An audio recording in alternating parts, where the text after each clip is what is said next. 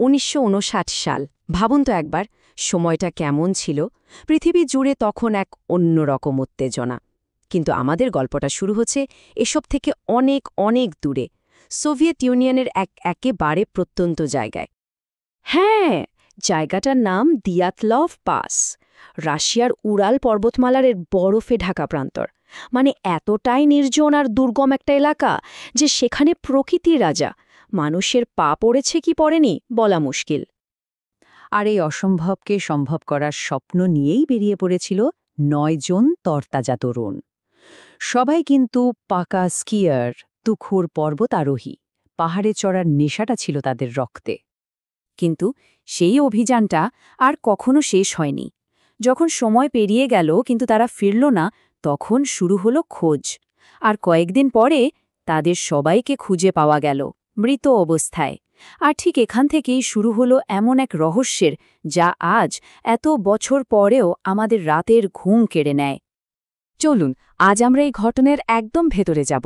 দিয়াতলভ পাসের সেই অমীমাংসিত রহস্য, যা কয়েক দশক ধরে তাবর তাবর তদন্তকারীদেরও কিন্তু ধাঁধায় ফেলে রেখেছে। তো যা বলছিলাম, অভিযাত্রী দলটা যখন ফিরল না, শুরু হলো ব্যাপক তল্লাশি। উদ্ধারকারী দল যখন শেষমেশ সেই জায়গায় পৌঁছালো, তখন যা দেখল তা ছিল এক কথায় ভয়ঙ্কর। আর তার কোনো ব্যাখ্যাও তাদের কাছে ছিল না। আচ্ছা, এবার ঘটনাস্থল থেকে কি কি সূত্র পাওয়া গিয়েছিল সেদিকে একটু নজর দেয়া যাক, কারণ এই সূত্রগুলোই কিন্তু রহস্যটা সমাধানের বদলে আরও জটিল করে তুলেছিল।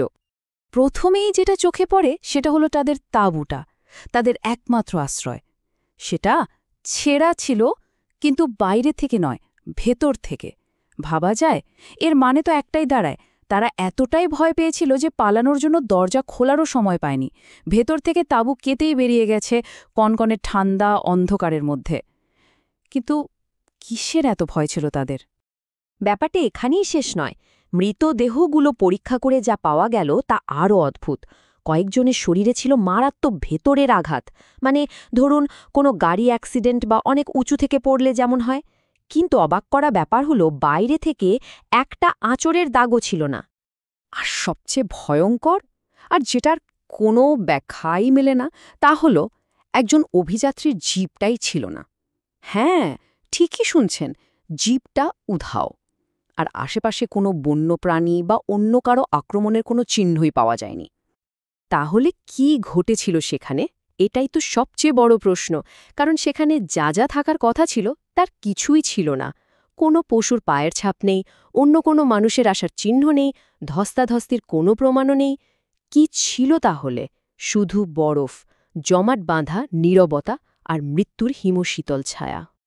তো এত সব বিভ্রান্তিকর আর পরস্পর বিরোধী সূত্রের পর সরকারি তদন্ত শেষমেশ কি বলল? তারা কোনো সিদ্ধান্তে আসতে পারল কি? সরকারি তদন্তের ফাইনাল রিপোর্ট এলো, আর তাতে যা লেখা ছিল তা সবকিছুকে যেন আরও গুলিয়ে দিল।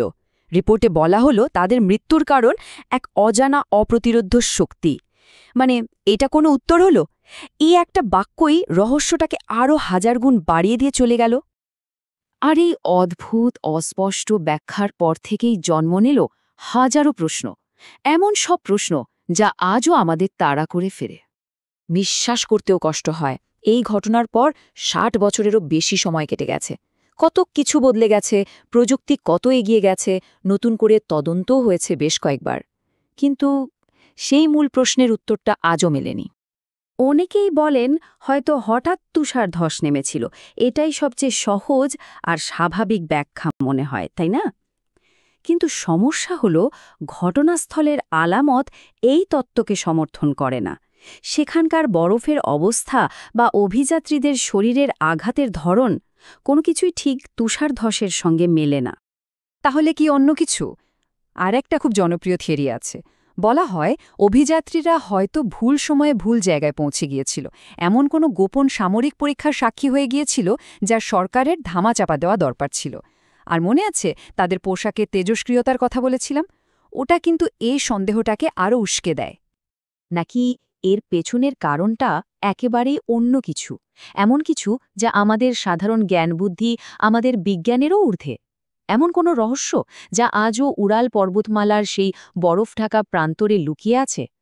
কে জানে, হয়তো কিছু প্রশ্নের উত্তর কোনো দিনই মেলে না।